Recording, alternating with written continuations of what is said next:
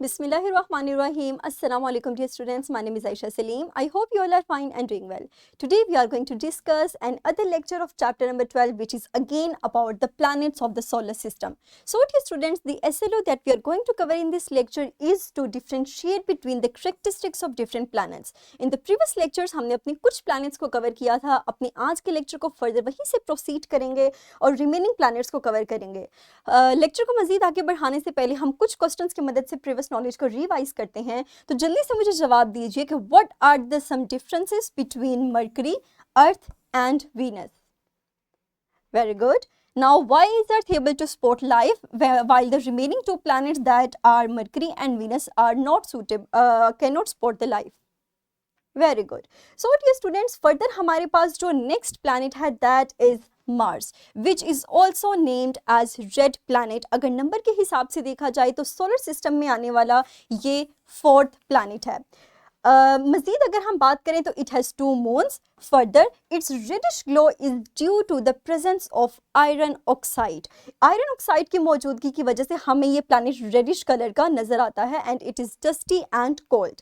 Further हमारे पास अगर बात की जाए तो ये हमारे पास ऐसा प्लैनेट है जहाँ पर सीजन्स भी पाए जाते हैं and it also has polar caps, canyons and extinct volcanoes. अगर इसके एटमॉस्फेयर की बात करें तो यहाँ पे कुछ गैसेस मौजूद हैं जो कि अर्थ से भी सिमिलर हैं, that are carbon dioxide, argon, nitrogen and small amount of oxygen and water vapours. Further हमारे पास जो नेक्स्ट प्लैनेट है that is the fifth planet of solar system. It is Jupiter which is a gas giant. और याद रखिए कि Jupiter हमारे पास solar system का ऐसा प्लैनेट है जो कि सबसे लार्जेस्ट प्लैनेट है.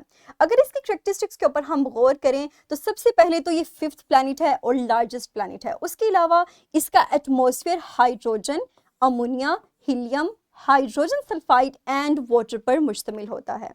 मज़ीद इसके गिर्द हमारे पास एक गैशियस रिंग भी मौजूद होती है.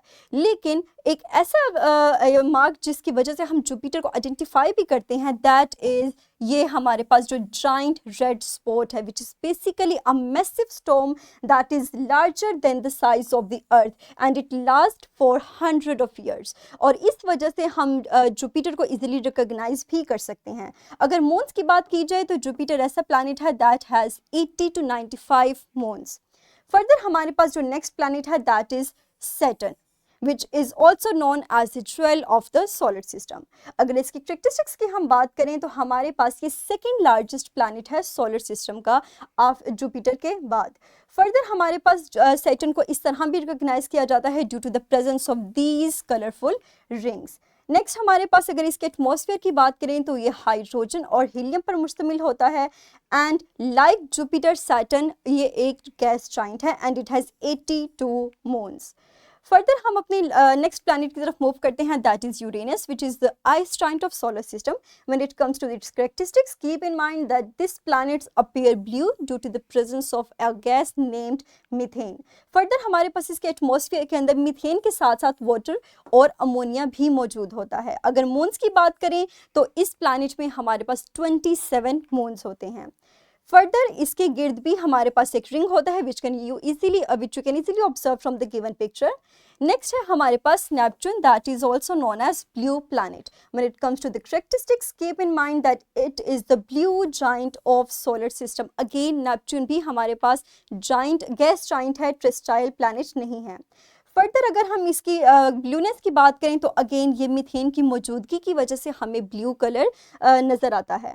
अगर इसके एटमॉस्फेयर की हम मून्स की बात करें तो हमारे पास इसमें 14 मून्स मौजूद होते हैं. एटमॉस्फेयर में मीथेन के साथ साथ वाटर और अमोनिया भी मौजूद होता है एंड ये प्लैनेट इसके गिर्द भी हमारे पास एक रिंग मौजूद होती है. फर्दर हम अगेन अपने प्रीवियस लेक्चर में की जाने वाली एक्टिविटी को यहाँ भी परफॉर्म करेंगे जिसमें ग्रुप्स की फॉर्म में आप डिफरेंट प्लैनेट्स को डिवाइड करेंगे और उनकी करैक्टरिस्टिक्स को एक चार्ट पेपर के ऊपर प्रेजेंट करेंगे, एक प्रेजेंटेशन तैयार करेंगे और फिर आप इसको अपने क्लास फेलोज के सामने प्रेजेंट करेंगे और ये भी बताएंगे कि how the characteristics of your planet is different from the other planet. Further हमारे पास एक होमवर्क है that is learning activity 1. In order to do this homework, the material that you needed is a black chart, pencil color, scale and compass. यहाँ पे आपको instructions दी गई हैं that first you have to find out the distance between the bodies of the solar system, then आप उसको smaller scale में convert करेंगे और फिर आप ड्रॉ करेंगे सन को सेंटर में और डिफरेंट एलिप्टिकल ऑर्बिट्स बनाएंगे और हर एक डिस्टेंस को ध्यान में रखते हुए आप डिफरेंट प्लैनेट्स को प्लेस करेंगे उन ऑर्बिट्स के अंदर। मुझे उम्मीद है कि ये होमवर्क आप इजीली कंप्लीट कर लेंगे। फर्दर हमारे पास है वर्कशीट जिसका लिंक आपको इसी वीडियो के डिस्क्रिप्शन में अवेलेबल होगा, तो जल्दी से अपनी वीडियो को पॉज कीजिए और इस वर्कशीट को सॉल्व करें। Very good, so that's all about today's lesson. मुझे उम्मीद है कि आपको ये लेक्चर क्लियर हो चुका होगा। सो इंशाल्लाह अपने अगले लेक्चर के अंदर हम अपनी इसी नॉलेज को अप्लाई करते हुए अपने कुछ स्किल्स को अचीव करेंगे। सो डियर स्टूडेंट्स, तब तक अपना ख्याल रखिएगा। Thank you very much and अल्लाह हाफिज़।